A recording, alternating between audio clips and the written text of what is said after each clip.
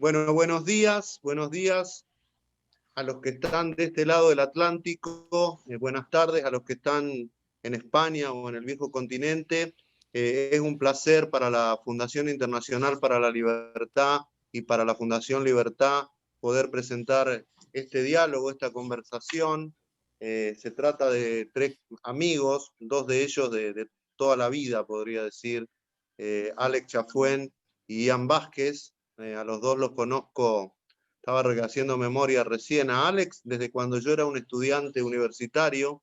Él solía venir a Rosario en unas conferencias que organizaba nuestro gran y querido maestro Rogelio Pontón, y allí provocaba, nos enseñaba, nos ilustraba.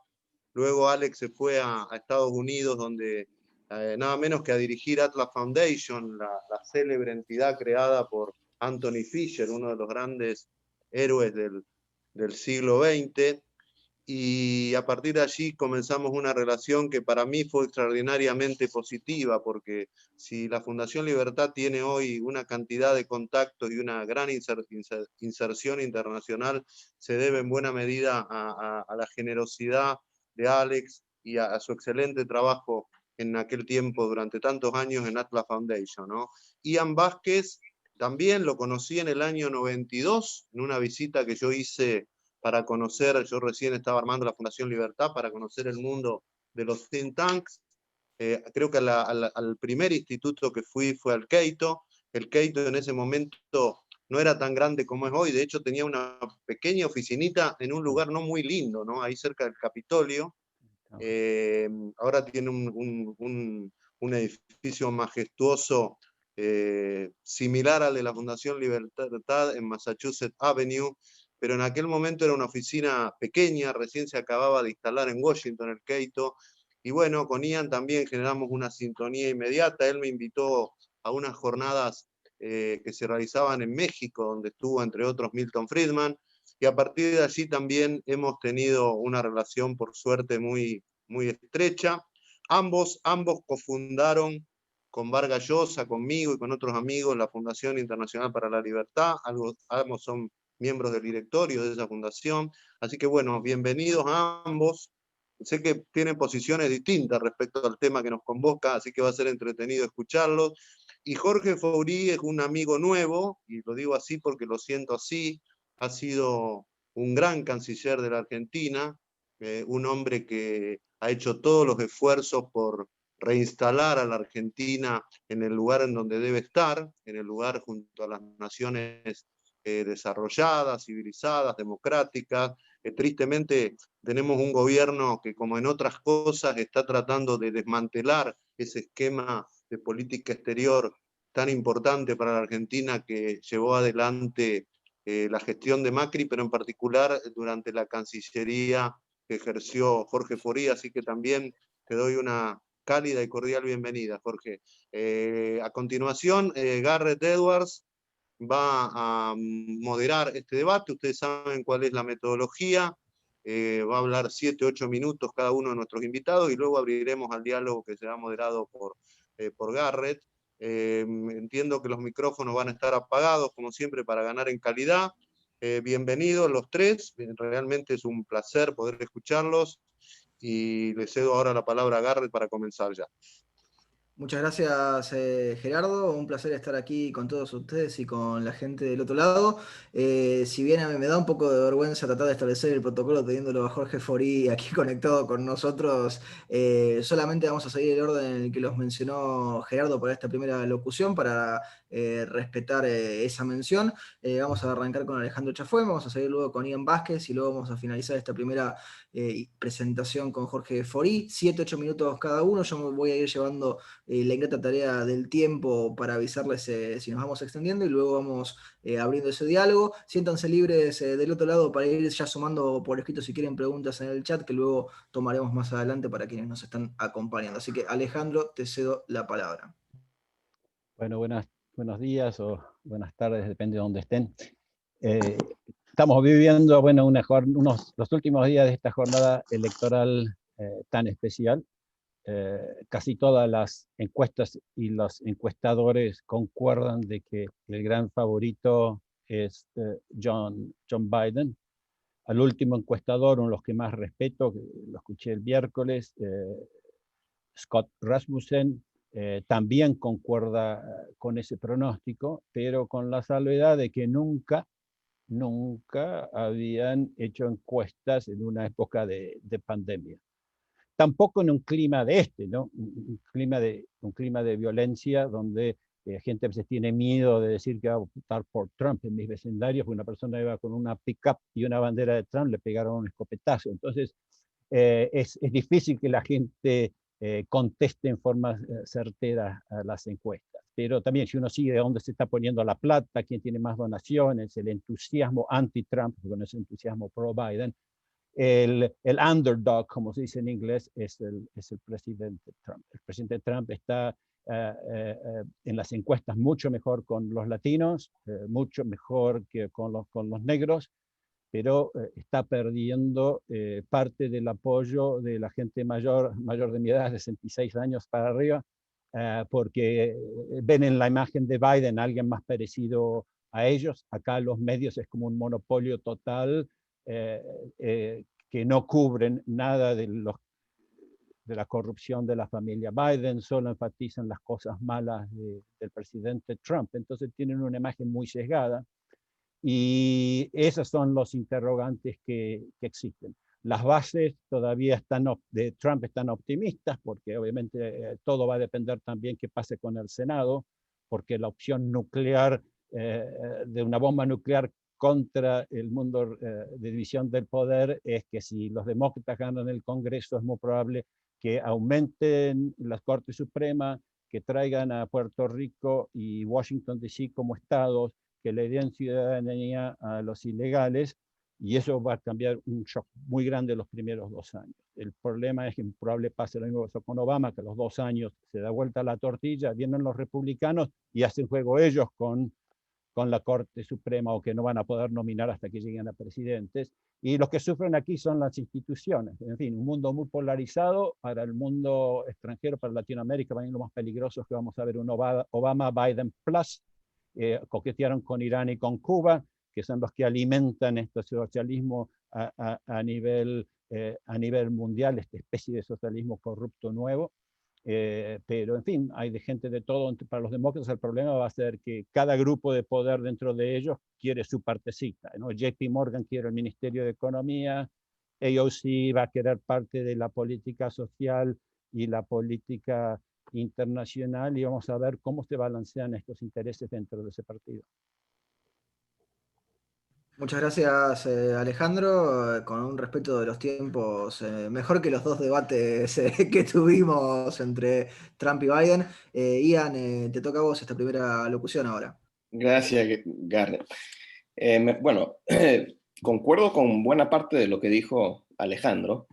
Yo diría que en estas elecciones los estadounidenses tienen que tomar decisiones terribles, porque ninguno de los dos candidatos, diría yo, representa una opción liberal en el sentido que va a proteger o incrementar las libertades de los americanos. Por cierto, eso no en sí hace que esta elección sea diferente que otras elecciones. Hemos tenido en Estados Unidos malos candidatos muchas veces, que no representan una mayor opción para quienes creen en el liberalismo. Lo que sí diferencia esta elección es la polarización, y ambos lados caracterizan la elección del otro lado como un evento catastrófico para la democracia americana, para la sociedad, para la República Americana. Los que apoyan a Trump caracterizan a Biden como un socialista que va a destruir las libertades tradicionales de los americanos, y por el otro lado, los que están en contra de Trump ven que él es un peligro al sistema republicano que hemos tenido, que es un presidente, y ha sido un presidente con tendencias autoritarias, populistas, y que van en contra de muchas de las tradiciones del Partido Republicano y de los valores que los conservadores hasta ahora han representado.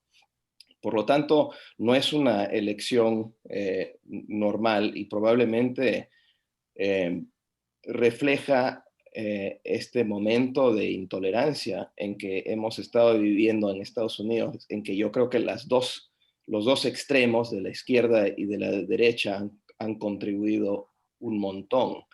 Me parece a mí que el fenómeno Trump es en realidad un reflejo o un legado de lo que ha estado ocurriendo con la democracia estadounidense durante los últimos 15 o 20 años, en que ha estado en deterioro, en que la gente ya no le tiene confianza a muchas de las instituciones de la democracia o de la sociedad civil.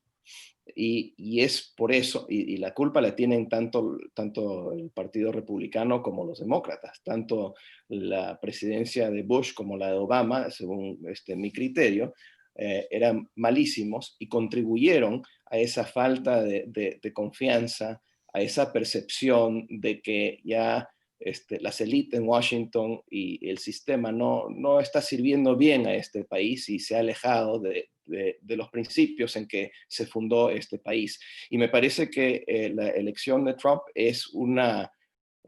fue una reacción, un golpe a las élites y al establishment, porque quería dar ese mensaje. El problema es que desde mi punto de vista, guardando las distancias, Estados Unidos, al perder la confianza en las instituciones de la sociedad civil y de la democracia, se asemeja cada vez más a un país latinoamericano y un pueblo que está pidiendo que un hombre fuerte resuelva los problemas. Y ese es el papel que ha estado jugando Trump.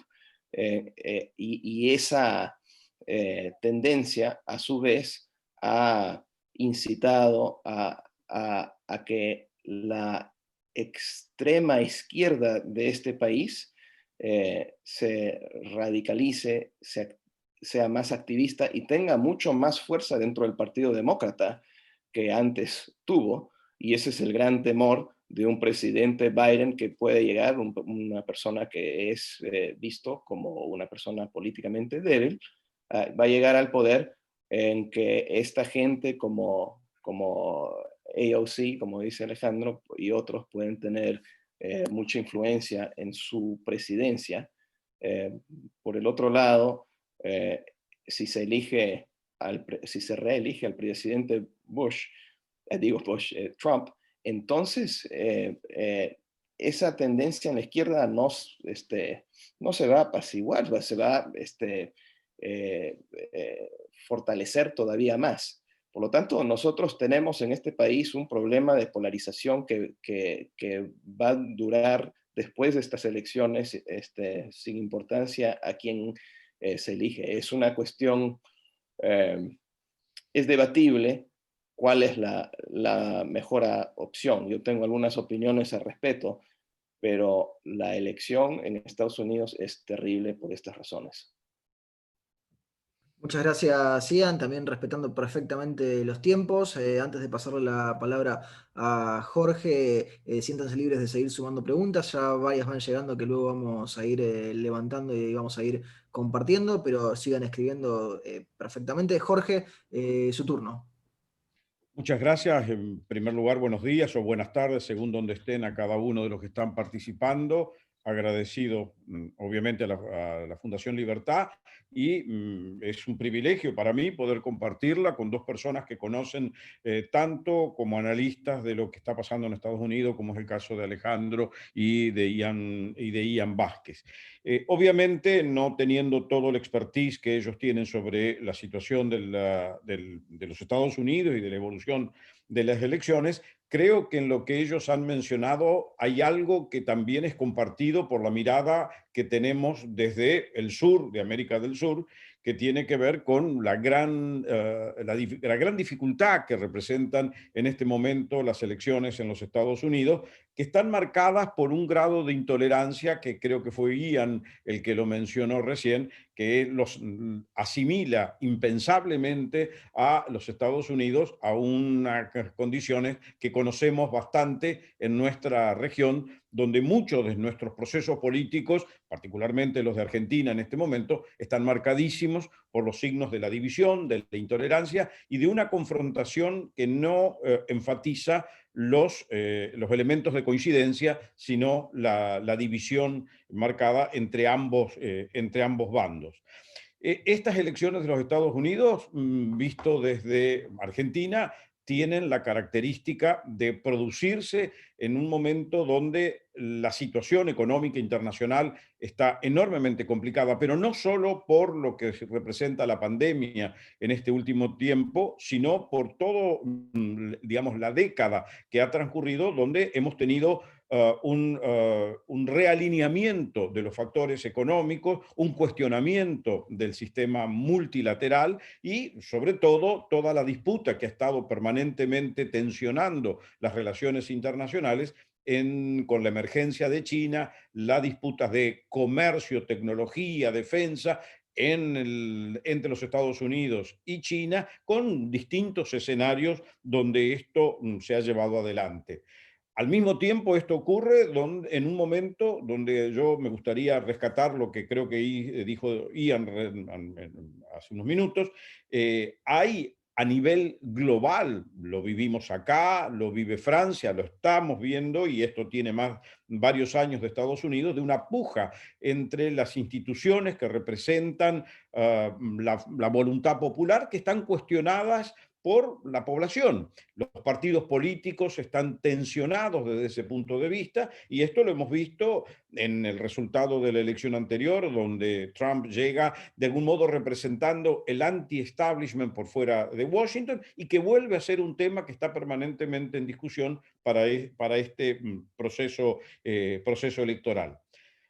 También visto desde el sur, obviamente el resultado de estas elecciones tiene que ver mucho cómo es la mirada de los Estados Unidos sobre nuestra región, que contrariamente a lo que aquí en Argentina muchas veces se piensa, que hay cambios si fuera Biden o si fuera Trump, o los intereses permanentes de los Estados Unidos, pero es cierto que nuestra región en este momento representa discusiones que tienen que ver con los valores que encarnan los Estados Unidos: libertad, democracia, respeto de la propiedad privada, respeto de los derechos humanos, todo este paquete que siempre ha estado asociado con la democracia americana. En este momento en América Latina vive las tensiones increíbles de lo que es el caso venezolano, pero también de lo que es Nicaragua, de todos los años de la dictadura cubana, lo que hemos vivido recientemente en Bolivia, y esto tiene una lectura que para nosotros es particularmente relevante,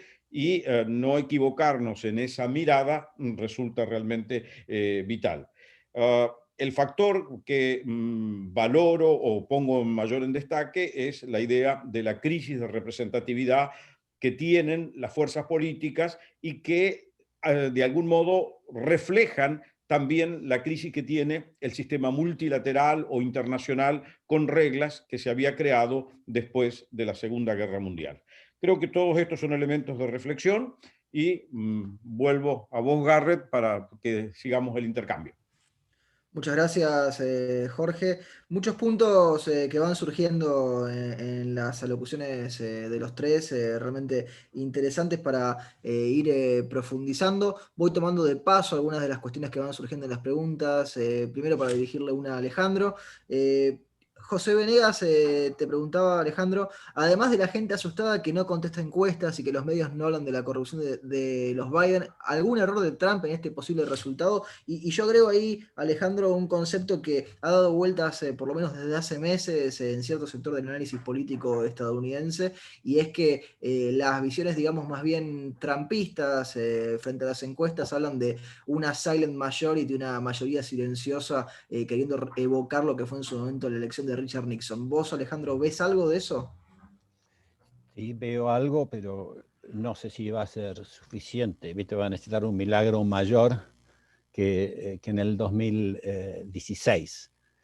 Porque sobre todo Trump es un desafío existencial a lo que es a la burocracia enquistada, lo que es el deep state. Pensá, alguien que saca 400 regulaciones y dice que las va a hacer permanentes.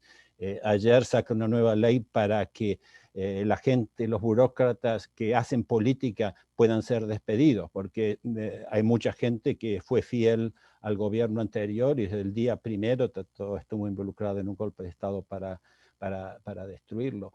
Pero obviamente que Trump no es un candidato a una persona perfecta. Cuando sale lo de la pandemia, a mí me vino siempre a la mente lo que pasó en el 2004, en marzo, en España.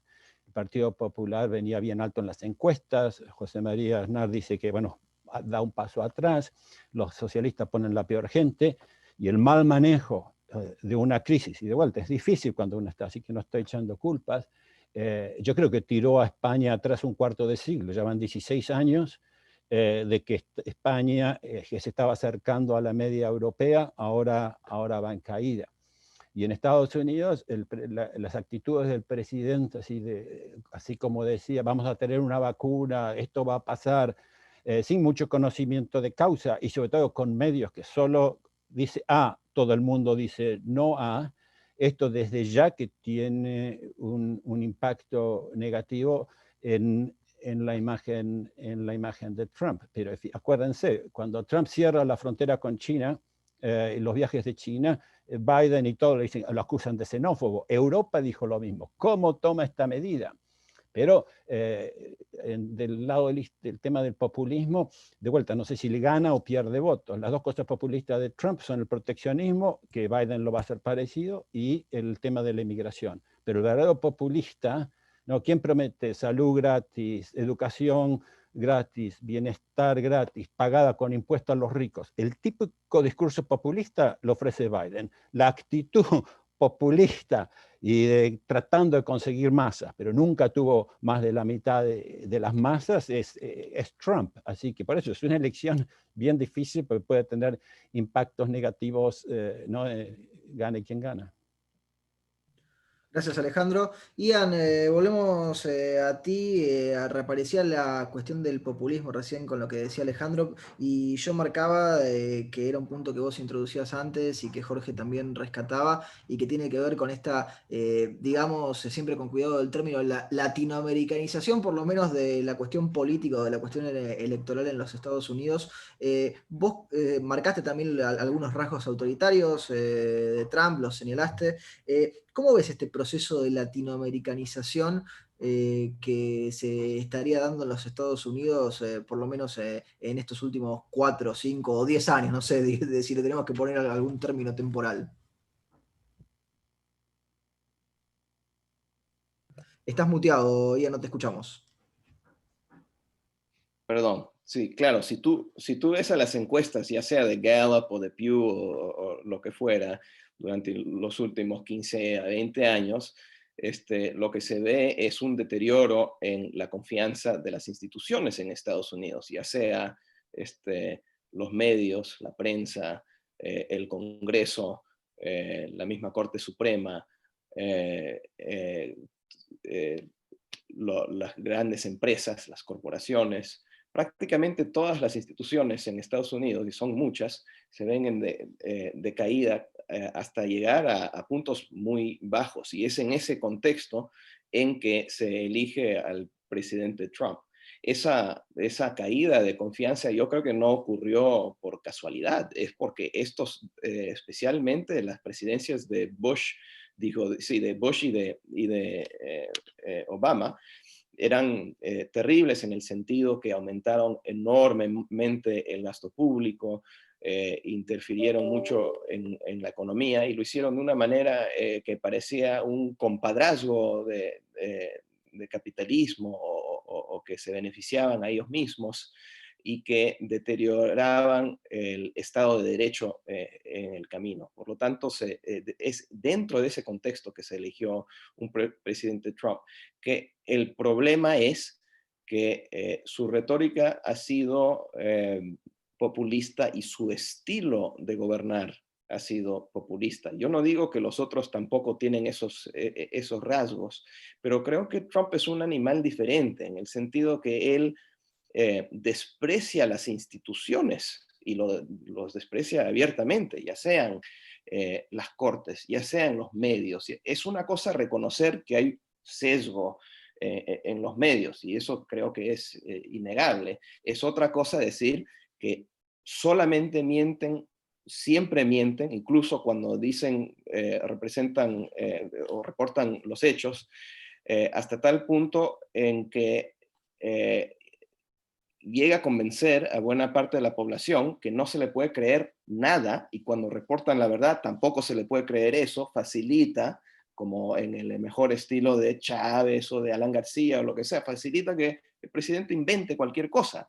Todos los presidentes mienten, pero la manera en que lo hace Trump es muy diferente que los otros, y me parece que no, o sea, el nacionalismo económico que representa también es un peligro para Estados Unidos, y que eso también es en cierto sentido novedoso, porque ha querido erosionar el libre comercio, y lo dice abiertamente. Yo creo que sí lo ha erosionado de maneras muy arbitrarias, ha cambiado reglas, ha introducido precedentes que jamás ningún presidente ha hecho, como por ejemplo decir que tiene que imponer aranceles al acero y otras cosas por razones de seguridad nacional. Bueno, que no son creíbles para nada, pero es para proteger ciertos sectores y para escoger ganadores en la economía. Esto es un primer paso. Esta arbitrariedad no solamente está quitando confianza en el sistema internacional de comercio, que es importante para todo el mundo, sino que es un primer paso para quitarle todavía más poder y papel a la Organización Mundial del Comercio y debilitarlo todo. Él abiertamente es un proteccionista y lo dice. Eso es un gran peligro. Yo creo que ahí hay una gran diferencia con Biden. Biden probablemente no va a liberalizar el comercio, pero yo creo que él no va a tratar de destruir el sistema internacional de comercio o la OMC y ese tipo de cosas. Así que si uno mira al récord del presidente Trump en temas de política fiscal, el gasto se ha elevado en 4 años por la misma cantidad, y esto es antes de la crisis del coronavirus, que en 8 años de Obama. Ha hecho algunas cosas bien, ha reducido algunos impuestos, que me parece bien, pero si sigue aumentando gastos, si sigue aumentando el déficit fiscal y la deuda, como lo ha hecho, entonces eso no es sostenible en el tiempo. Eso es keynesianismo, y es, nuevamente, absolutamente va en contra de las políticas que hasta ahora los conservadores han criticado fuertemente cuando los demócratas estaban en la Casa Blanca. Por lo tanto, creo que no solo en las política fiscal, política migratoria, que ya ni hablar, es basado en una percepción fea del extranjero y muchas, desde mi punto de vista, falsedades económicas y culturales, es pintar de manera vulgar a los extranjeros. Es el tipo de gobernanza que uno identifica con populismo. Y eso es diferente que los anteriores presidentes, y me parece que si seguimos en este camino, es muy peligroso para Estados Unidos y para las instituciones. No es que Biden sea una buena alternativa, pero una diferencia es que Biden y esa gente por lo menos dicen respetar ciertas reglas que sí son importantes y ciertas instituciones que sí son importantes. Entonces, no hay una buena, como digo, no hay una buena elección acá, pero el tema de el estilo populista de gobernar es algo novedoso con Trump. Y no hay que pretender que él no quiere, él no quiere proteger a los grandes programas sociales del gobierno, como lo que es Seguro Social y otros grandes gastos. Él abiertamente ha dicho, no hay que tocarlos, hay que protegerlos. O sea que en poco tiempo lo que ha logrado hacer Trump no es solamente revertir muchos de los principios con que el Partido Republicano antes se identificaba, sino, yo diría todavía más, ha corrompido el Partido Republicano, que ahora es proteccionista, antimigrante, es el anti-Reagan. Trump es una manera que lo pondría yo. Gracias, Ian. Volvemos a Jorge. Hay muchas preguntas que suman otros players, otros jugadores en el concierto internacional, algunos de los cuales se han mencionado. Jorge, planteaste antes la cuestión de la mirada desde América, desde Sudamérica y desde Latinoamérica hacia los Estados Unidos y la mirada desde los Estados Unidos hacia Latinoamérica. Agreguemos a China en el mapeo, si estás de acuerdo.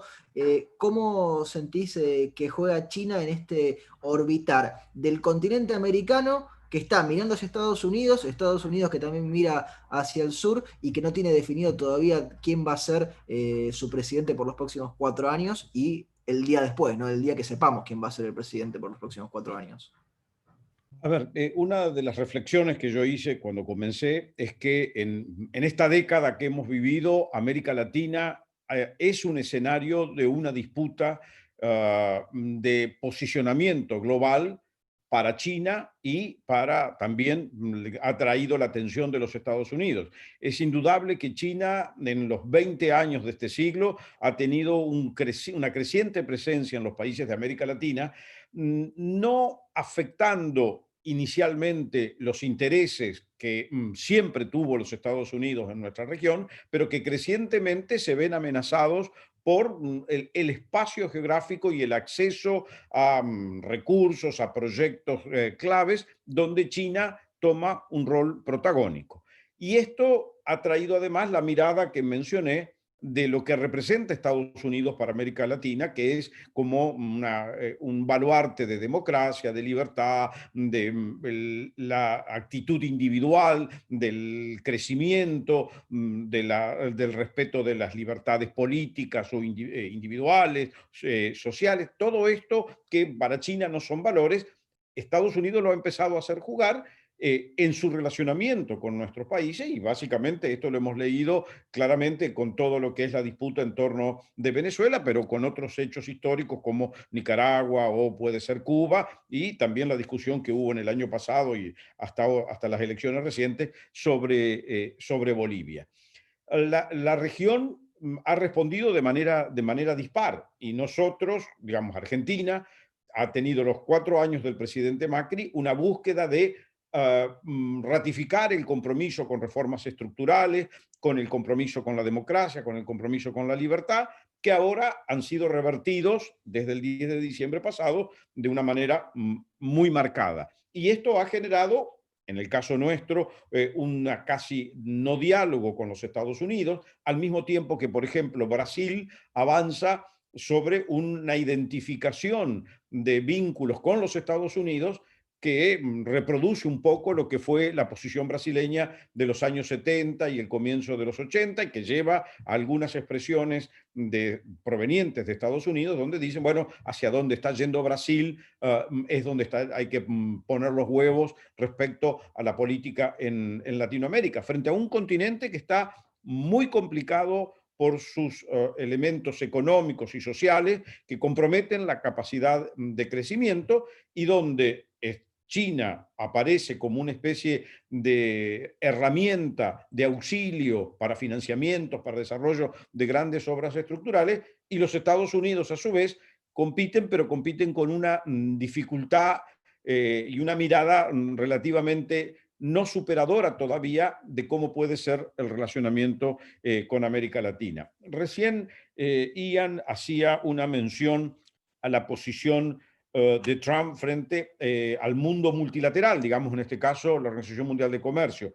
Yo ahí pondría una nota, es que primero que nada estamos en un mundo que quiere cambiar los paradigmas de los protagonistas de los próximos, llamemos así, 50 años, con China, que ha apostado fuertemente a hacer un relevo en esta carrera para el año 2050. Y esto compromete o complica la visión que tenía Estados Unidos sobre su papel, por ejemplo, en el frente de los organismos multilaterales. Pero los organismos multilaterales están requiriendo también de una redefinición. En el caso de la Organización Mundial de Comercio, la Organización Mundial de Comercio ha generado todo un esquema burocrático que no funciona para responder a las inquietudes que tienen los países. No tenemos respuestas en materia de política agrícola, no tenemos respuestas todavía en materia de pescas o del comercio ilegal de pesca, en la calificación o el funcionamiento, por ejemplo, de quiénes son países desarrollados, quiénes son países en desarrollo, esta cosa de la autoproclamación o de la autodesignación, que es uno de los cuestionamientos que ha tenido Trump, que muestran las debilidades que tiene el sistema multilateral, tal como lo tiene la UNESCO, que es es la Organización para la Educación y la Cultura, y se ha dedicado prácticamente en los últimos 20 y tantos años a hacer una discusión política de Medio Oriente, o la Organización Mundial de la Salud, que ha reaccionado de una manera tan peculiar frente a las urgencias de la pandemia. Todos estos muestran que también, así como las estructuras políticas de los países están cuestionadas, lo están al mismo tiempo las estructuras multilaterales que ciertamente te vamos a tener que rediscutir. Países como Argentina necesitan de la estructura multilateral, pero hay que tener una visión de que vamos a tener que rediscutir, y Trump ha puesto de una manera excesivamente descarnada, probablemente, una gran luz sobre estos no funcionamientos del mundo multilateral. Muchas gracias, Jorge. Volvemos a Alejandro. Van llegando muchas preguntas, algunas le vamos dando forma para irlas comentando. Mucha preocupación por Venezuela. Ya vamos a llegar al tema Venezuela que nos convoca y nos preocupa a todos. Alejandro, volviendo a la cuestión electoral y recordando, hay siempre una anécdota que se cuenta de Napoleón Bonaparte que a mí me es difícil de olvidar, que él, cuando pide que se redacten los códigos civil y de comercio, allá a comienzos de 1800, habría manifestado que no lo iban a recordar por sus batallas, porque en algún momento iba a perder alguna, termina perdiendo contra el almirante Nelson en Trafalgar y después pierde en Waterloo, pero que lo iban a recordar por sus códigos.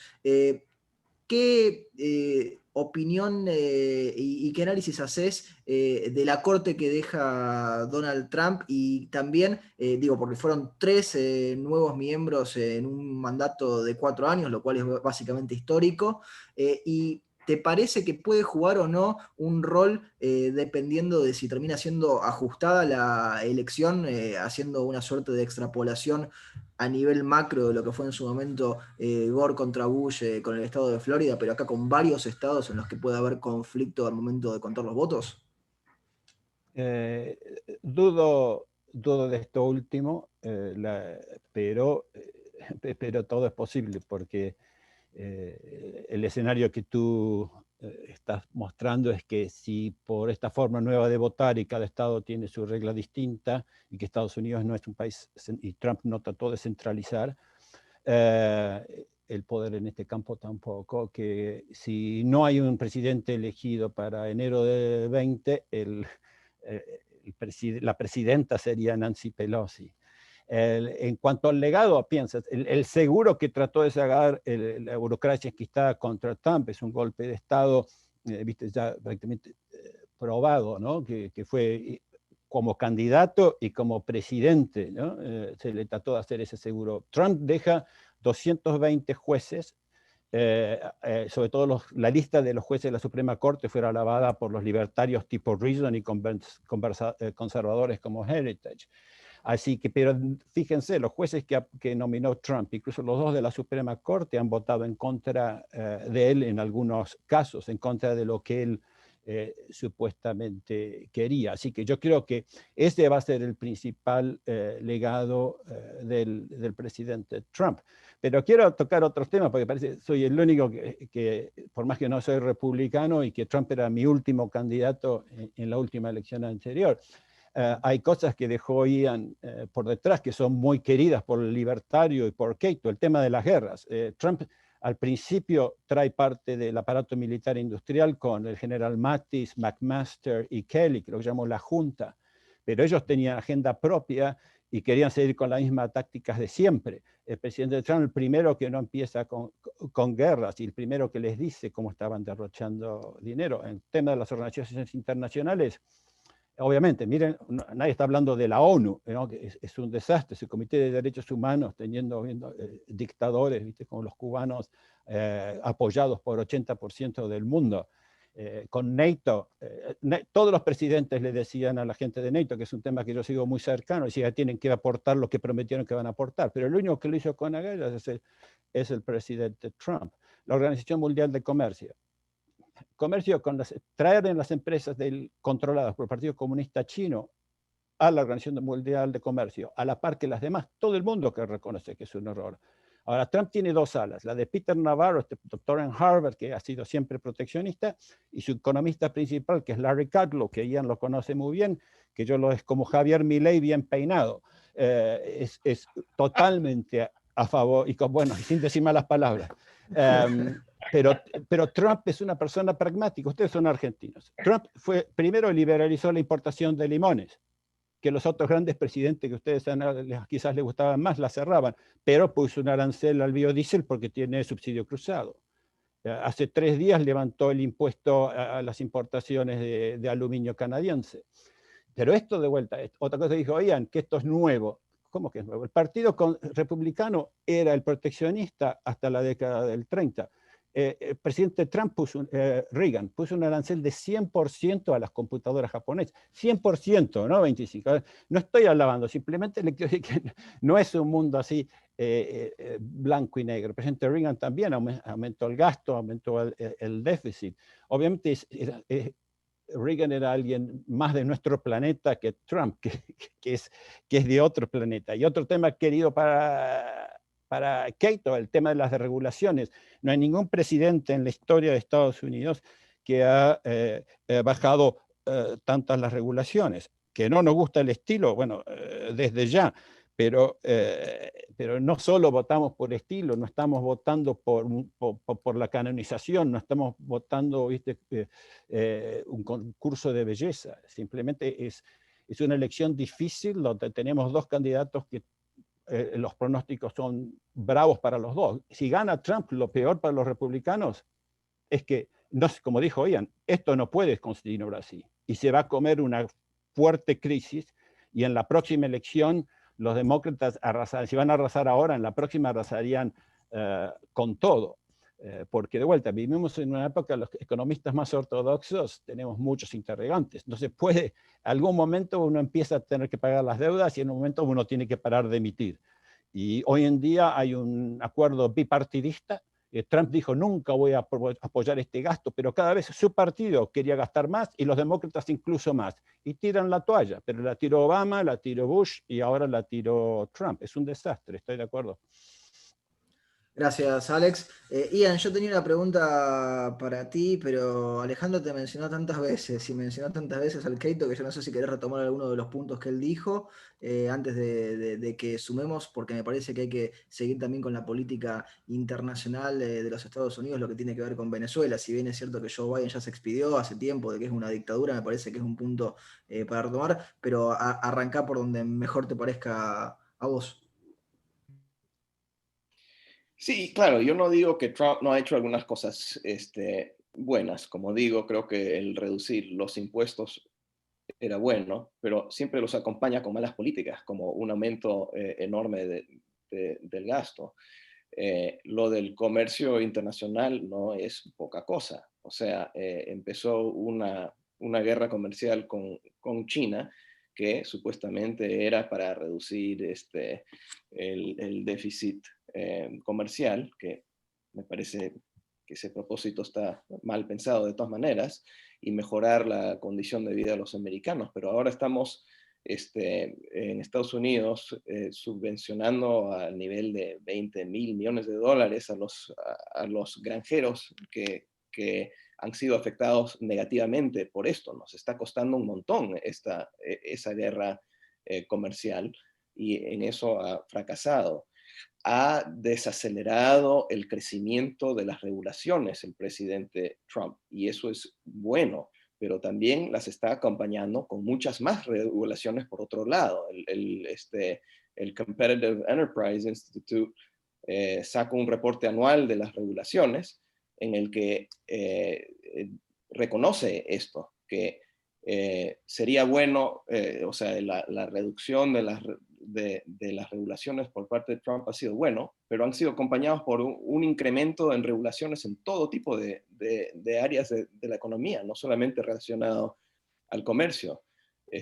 Así que yo lo que quiero decir es que Trump es abiertamente proteccionista, y eso es nuevo desde la Segunda Guerra Mundial. O sea, no en toda la historia de Estados Unidos. Estamos hablando de la historia que me parece que más corresponde a esta discusión.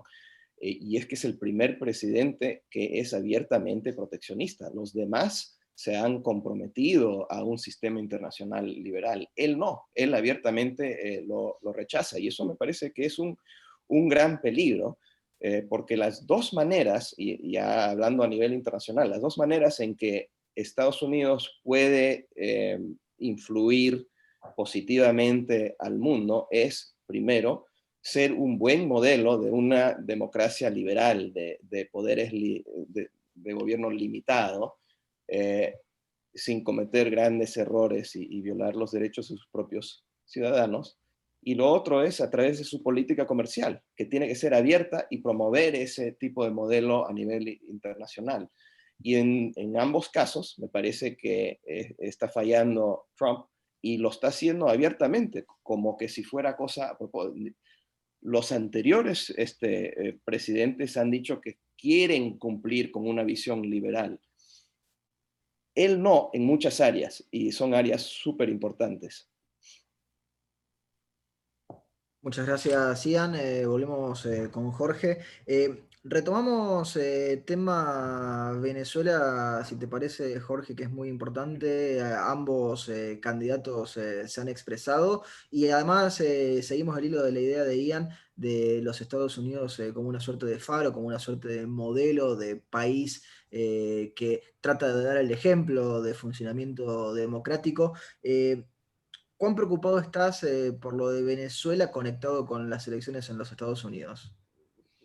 A ver, creo que desde Argentina estamos cometiendo el error de no percibir la permanencia de los intereses políticos, económicos y estratégicos de Estados Unidos en nuestra región, donde el caso de Venezuela es como un elemento definidor de los posicionamientos de los países de la región.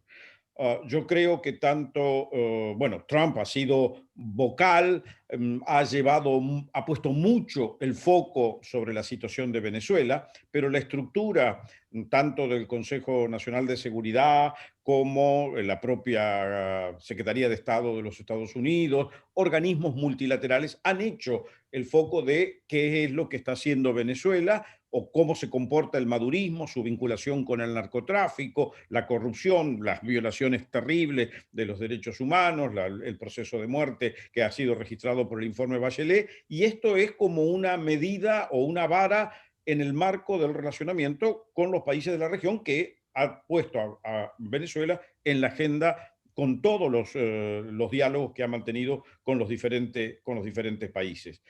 Yo no creo que si llegara a ser presidente Biden cambiara quizás las palabras o la forma de expresarlo, tuviera otras modalidades, pero en esencia es la idea de que Venezuela es un factor disruptivo de la región, no solo por lo que vive internamente, sino por el accionar de países como Irán, Turquía, obviamente el profundo entramado que hay entre Venezuela y Cuba, y además el factor de financiamiento terrible por vía del narcotráfico que se ha expandido a toda la región desde hace varios años, pero que el elemento venezolano es un factor disruptor, inclusive de financiamiento de movimientos armados, sean estos para proteger al narcotráfico, como lo que pasa con llamemos así, con los comandos violentos que están en el Brasil, pero también con la actuación de los grupos paramilitares en Colombia y con fenómenos que ya percibimos también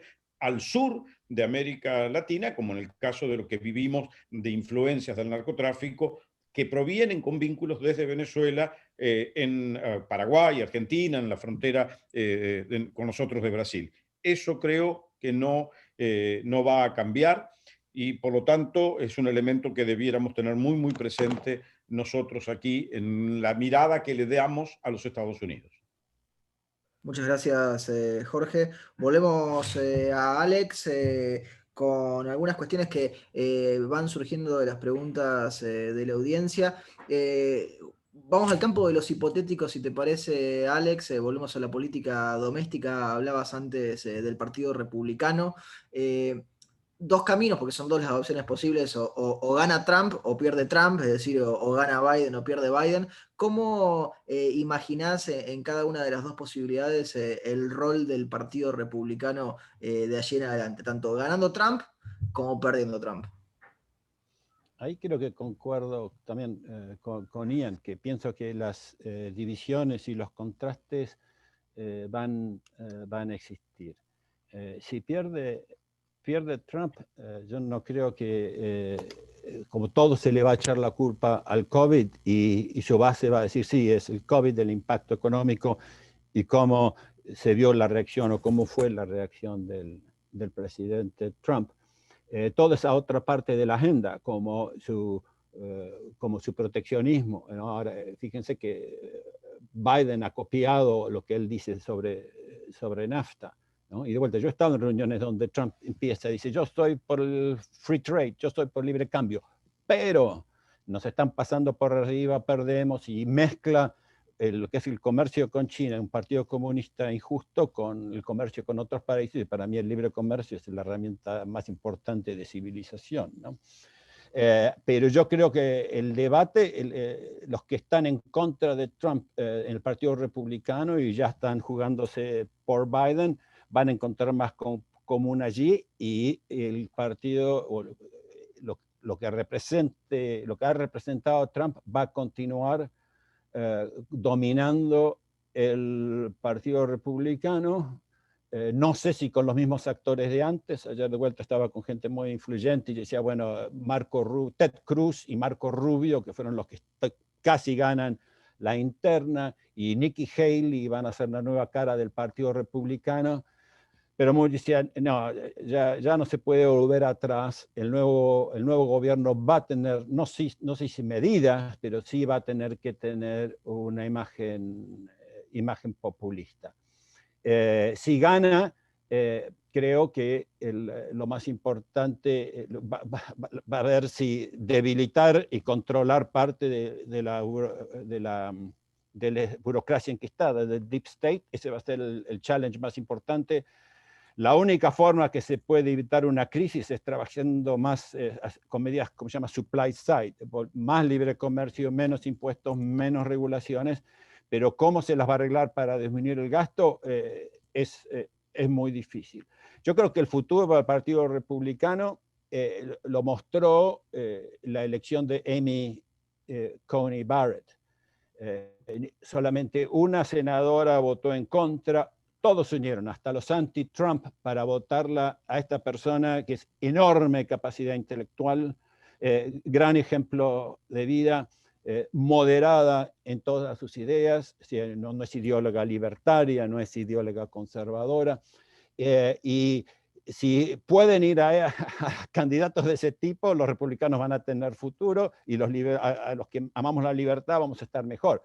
pero yo calculo que no, vamos a ir, gane quien gane, vamos a una década de impunidad total del capitalismo crony, capitalismo de amiguetes y de gran resentimiento de las bases populares hasta que lleguemos a incluso mayor polarización. Así que lamentablemente ese no es un pronóstico muy optimista, pero es como lo veo. Gracias, Alejandro. Volvemos a Ian. Ya nos vamos acercando poco a poco a los últimos minutos de la hora alocada. Ian, dijo recién Alejandro lo de la polarización. Vos lo mencionaste también cuando hablaste al comienzo, hablaste de la división. Un concepto que en la versión vernácula argentina, tristemente, estamos acostumbrados desde hace mucho tiempo, esto de la grieta, que es como se la llama en nuestro país. En Estados Unidos he leído que en ocasiones es de divide o de division. Esa polarización que parece más bien, volvemos, digo, latinoamericana que estadounidense, ¿cómo la analizás y cómo la ves después de las elecciones de 2021 en adelante? Bueno, todo indica, me parece, que estas elecciones probablemente las va a ganar Biden. Así que pensemos en en ese escenario. Si gana Biden, no van a desaparecer las preocupaciones de la gente que apoya a Trump, ni de otros republicanos que no le apoyan a Trump, de que el Partido Demócrata se está girando demasiado hacia la izquierda. Eso está por verse qué tanto. Ahora, se podría decir que dado que Biden es el candidato dentro del Partido Demócrata, que es el candidato moderado y no es Bernie Sanders ni Elizabeth Warren, se podría decir que si no ganara estas elecciones y si lo ganara Trump, esto radicalizaría y polarizaría a la sociedad todavía más, porque la izquierda extrema del partido tendría más fuerza. Eso está por verse. El problema con un presidente Biden y estas elecciones es quizás y probablemente los demócratas se pueden tomar el Senado también. Yo no sé si coincide Alex con esa posibilidad, pero eso quiere decir que los demócratas controlarían pues la Casa Blanca y todo el Congreso. Y cuando un solo partido controla todo el gobierno, casi siempre es peor que un gobierno dividido. Eso ha sido un gran problema, creo yo, en las últimas presidencias. Y eso es un problema. Pero yo creo que si se elige a Trump, la polarización incrementaría, porque la izquierda no va a descansar. En ambos casos creo que tenemos, como dice Alex, un problema de polarización en este país que no va a desaparecer. Ahora, un posible buen resultado de una presidencia Biden es que le da la oportunidad al Partido Republicano de reorganizarse y hacer su agenda para enfatizar los valores que han sido más tradicionalmente y las políticas que han sido más tradicionalmente identificadas con el Partido Republicano y con los conservadores. Y en ese sentido, identificado algunas de esas políticas que para mí también son más cercanas a las ideas liberales. Así que una presidencia Biden podría darle un espacio político al Partido Republicano para distanciarse de lo que ha sido la presidencia Trump y lo que ha representado en términos de ideas, estilo y políticas. Gracias, Ian. Volvemos a Jorge y ya vamos cerrando el círculo de alocuciones. Jorge, Me quedan muchas preguntas para hacerle. Creo que no me perdonaría si no le hiciera esta, que es una cuestión bastante coyuntural de la Argentina, pero que usted como diplomático con todo el sentido de la palabra va a saber responderme perfectamente, y yo voy a utilizar un término muy amable para adjetivar lo que hizo el gobierno nacional argentino en cuestiones de política internacional, con los FOPA de ir y volver, con las posturas en distintos organismos multilaterales. ¿Cómo ve ir y venir de las posturas de Argentina? Venezuela es quizás el caso más paradigmático, pero no es el único. Digo, hace poquito teníamos a un ministro de Defensa que publica, por lo menos en mi opinión, documentación que quizás hasta es confidencial, de tratativas internacionales. ¿Cómo va viendo la política internacional de la Argentina? Digo, no podemos desaprovecharlo y preguntarle por eso.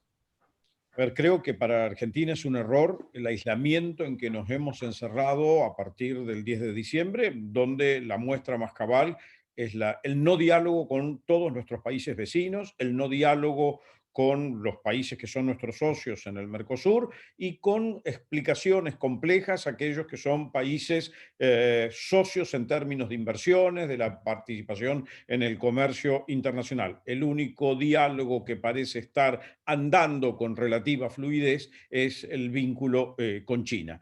Eso lo estamos pagando realmente de una manera marcada y cara, porque quienes tienen que vincularse con Argentina, sea por tratados de integración o por acuerdos de integración, sea por comercio, sea por inversiones, están completamente desorientados, no solo en el posicionamiento ideológico, sino en el permanente cambio de las reglas de juego, de los contratos que hemos suscrito, de los posicionamientos que tomamos en cuestiones internacionales que afectan a otros países donde nuestro aporte es importante. Creo que esto es un gravísimo error, y además hemos introducido algunos elementos muy dramáticos que no solo ya afectan en la visión de la defensa de los derechos humanos, en la defensa de la libertad, y estamos ahora cuestionando principios angulares, como por ejemplo han sido a lo largo de estas últimas semanas todos los temas vinculados a la defensa de la propiedad, que es un principio fundamental de la Constitución argentina, que se tomó a partir del modelo que seguimos con la Constitución de los Estados Unidos.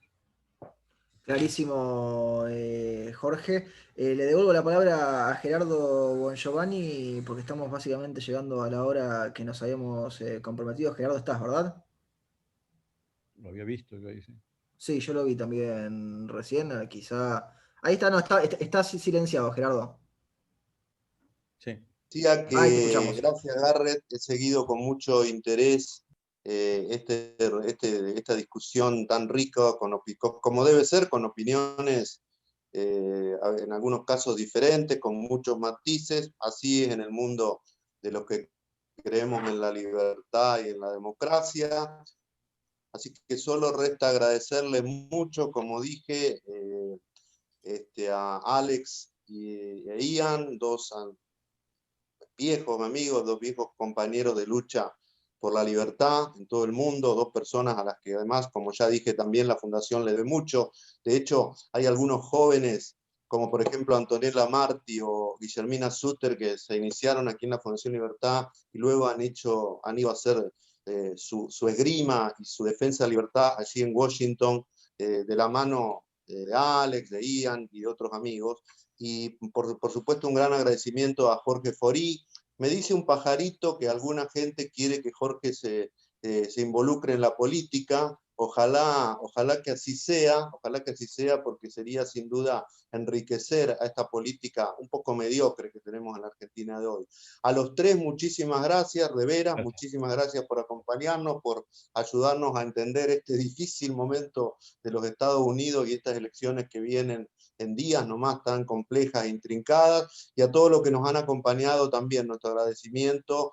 El martes vamos a tener una actividad hablando del post plebiscito en Chile. Están todos invitados y muchas gracias a todos, en especial a Forí, Ian Vázquez y Alex Chafuen, y por supuesto a vos, Garrett. Muchas gracias a todos y los esperamos en la próxima. Muchas gracias. Gracias Santa Fe a todos. llama, Gerardo. Hay que atender el llamado de Santa Fe. Gracias. Esperamos. Lindo Un verlos. abrazo. Un abrazo.